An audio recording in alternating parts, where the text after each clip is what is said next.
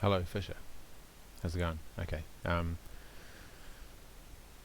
I'm just going to give you a whiteboard. Basically, I don't know where you guys are at. I don't know where your club is at and what level, how you play. So I can't really tell you a lot, but I can kind of show you the way that we teach how to play 2-3-1 here in New Zealand, like our kind of style, our flavour of it. And I can show you the way that it seemed like you were playing it. So 2-3-1. Now the way you had it on the pool table, you were showing puck is here. Now if the puck comes in behind this forward, then the winger would play it, and then the forward would go behind, rotate, and then the winger would go forward, and these guys would rotate. And you showed these guys rotating as well. So I think that's what you were showing. I'm not 1,000,000% sure, but that's what it looked like. So basically, and I'll show you that there's two sort of flavours of underwater hockey at the moment. Split behind the puck and split around the puck. Sorry for that S. So basically behind the puck you have people play like a 1-3-2, they play behind the puck. You have like 3-3 where they play everyone behind the puck. That means they have forwards in the centre, back, goalie, back, and when the puck goes in behind, then these guys rotate. That's a 3-3 playing behind the puck. You have like a 3-2-1 where everyone plays behind the puck. So the people who play this way, this is GB. They've got all these guys behind the puck and just one forward in front. This is Turkey. Turkey basically try and keep lots of people behind the puck because their forwards rotate back behind. This here is Argentina, Colombia. They kind of play, well, different formations, but they try and keep everyone rolling behind the puck, everyone constantly rolling behind the puck. So that's kind of one style. The other style is split, which is basically if you have the puck, then you have your back line behind, but you also have a forward line which is in front of the puck, and you might have a centre which is kind of behind, or maybe just on, or sometimes ahead as well.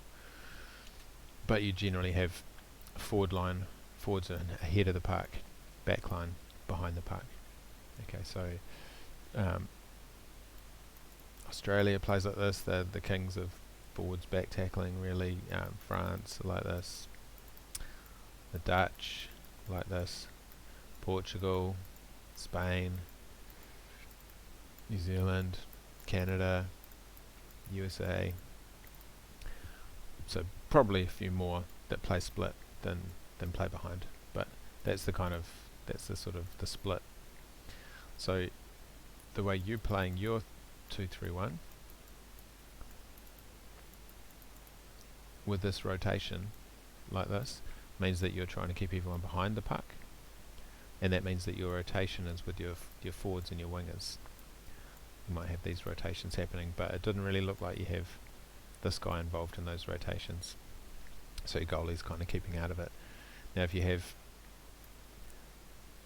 the way that we play it, like the New Zealand style, we play split, so we have winger, centre winger, goalie.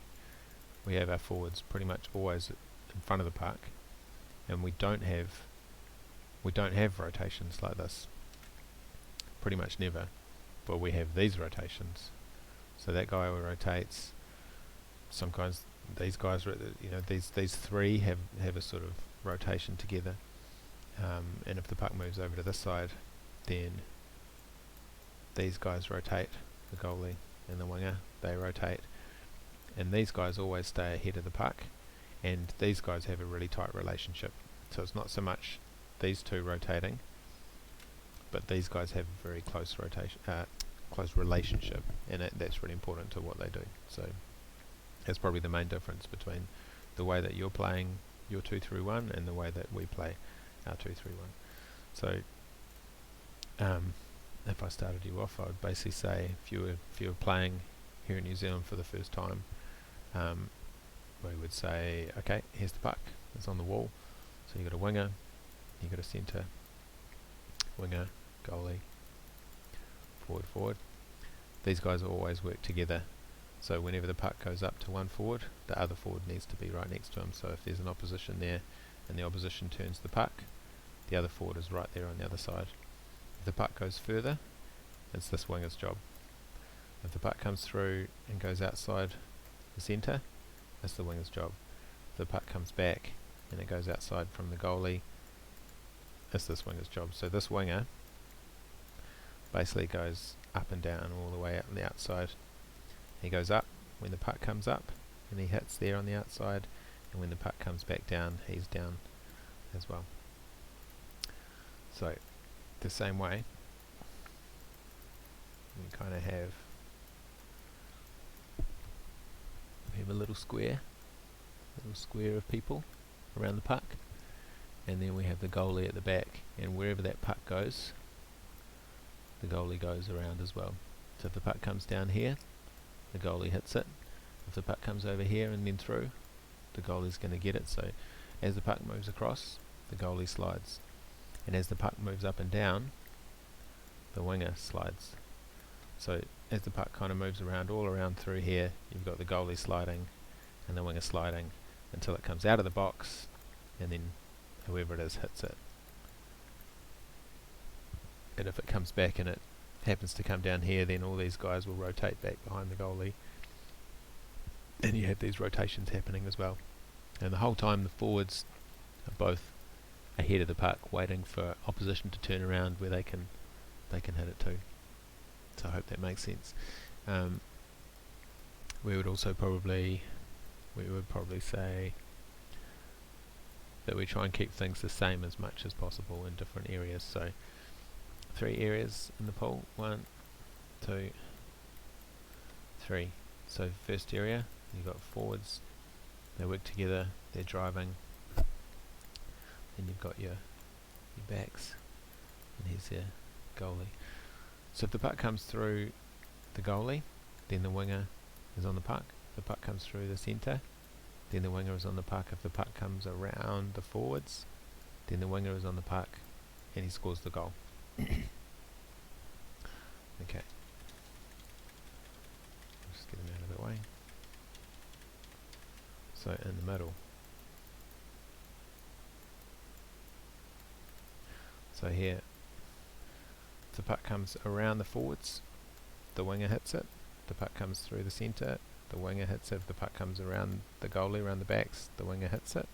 So he does the same 3 things. And now here,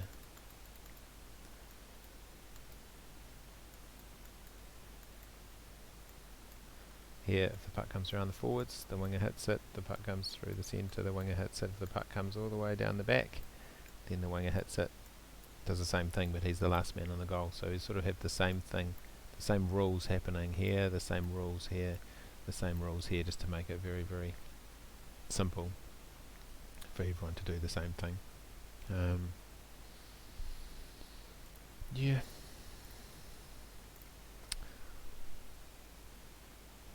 That's about it, really. Yeah, that's how we do it.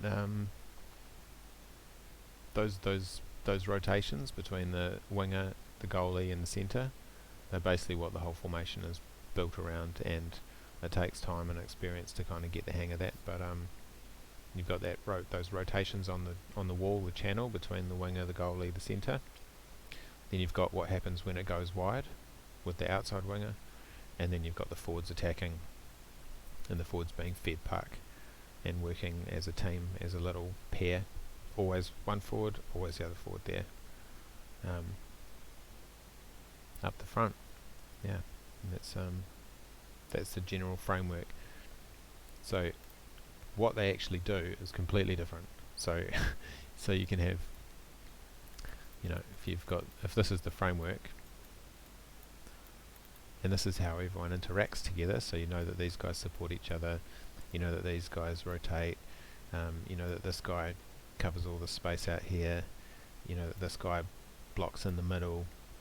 Now where they take the puck is completely up to whatever the team plan is. So do they basically just try and take the puck up the wall? Do they try and play the puck in like a tight channel next to the wall? Or do they come out into the middle? Do they come out the back into the middle? Do they always shoot off to try and attack the middle? Do they do it only sometimes? So a lot of teams will have like a sort of zone sort of approach where they have, this is my court, so they have probably something like this, where this is kind of like danger zone. So in this danger zone they always go to the wall, and then if they have the puck on the wall here, they will just go straight up the wall until they get up here. Once they're up here, then they can come out into the middle, and then they try to avoid these corners. So they try and, if they get pushed into the corner, then they try to come back into the middle. So they'll sort of try and come in to attack the goal, try and stay away from the corners, and if the puck comes down here, they'll go straight to the corners and then go. So basically the direction is up the wall, into the middle, into the goal. Does that affect your tactics? Like, so if the puck is here, would you always be coming into the middle, or would you attack into the corner? If the puck is here, would you be coming into the middle, or would you just be going straight up? If the puck is here, you probably have the most freedom. You can kind of go wherever. But those are basically tactical decisions, not like structural. So so the way the formation works is structural, like the relationships of different players and who supports each other, but then what you actually do can be completely different from team to team. So two teams playing exactly the same formation structure could do completely different things depending on what they want to try. So yeah, I hope that's helpful. Let me know if you have video of you playing, if you do a whiteboard session like this and you want to show me what you do, and then you want some feedback, I can give you some feedback on it. I can point out things which might work and might be difficult to make work, that kind of thing. Yeah, let me know. I hope this is helpful, and if you want me to sort of talk more about different areas, then I mean it's a big rabbit hole and it's as deep as you want to keep talking, basically. So yeah, I hope you're well. Awesome to have you guys playing in Angola, and if we're ever sending gear to where you are, then maybe if you cover the price of postage, then we could send you some extra stuff for your club. We could send you some gloves for beginners and things like that. We can do that sometimes, so that'd be good. Okay, cheers.